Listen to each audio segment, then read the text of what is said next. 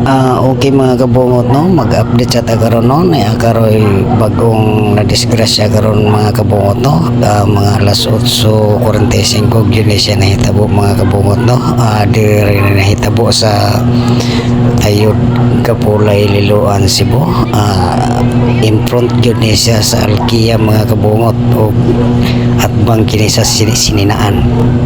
Na-disgrasya kini kabungot tungod sa kusog ayo ang dagan sa nagsunod mga kabungot o nakabantay mo ni mga kabungot kining nilusot nga motor kabungot nga naka-green o sina kabungot, nakabantay mo na niya kabungot. Mao ka na siya kabungot ang akong amigo nga kaayo kabungot kay dugay kayo na siya ni garahe kay naningkamot in taon na kabungot kay wa na siya bubiyahe ganihang buntag mao nang niwadwad na siya ug maayo karon mga kabungot no.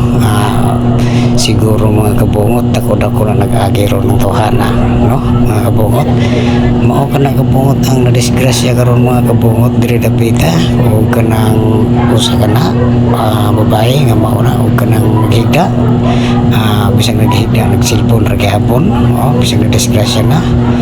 Mao ka na mga kabungot no, ato karong update nga mga balita